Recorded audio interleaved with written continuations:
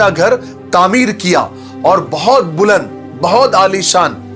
कि नीचे खड़ा हुआ आदमी ऊपर नजर नहीं डाल सकता था, और उसको सोने, चांदी, हीरे जवाहरात से आरास्ता और पैरास्ता यानी सजाया धजाया, और पूरे मुल्क में ऐलान कर दिया कि अब यमन के लोग मक्का न जाए, काबा न जाए, बल्कि वो अपना हज, अपना तवाफ यहीं पर करे, इसी कनीसा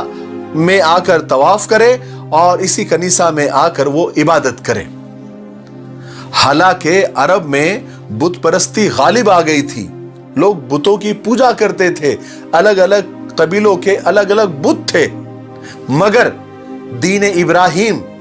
और काबे की अजमत और मोहब्बत उनके दिलों में पैवस्त थी, यानी बहुत ज्यादा थी। इसलिए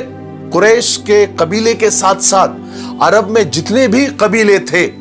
सब के अंदर ये अबरहा का ऐलान सुनकर गम और गुस्से की एक लहर दौड़ गई।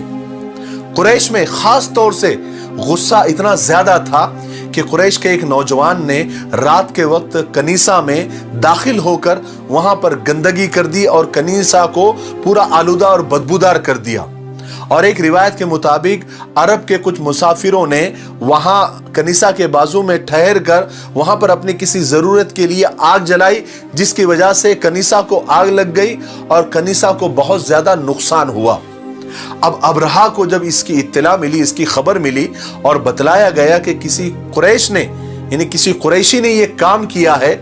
तो वो तो जलाल में आ गया, गुस्से में आ गया। उसने कसम खाई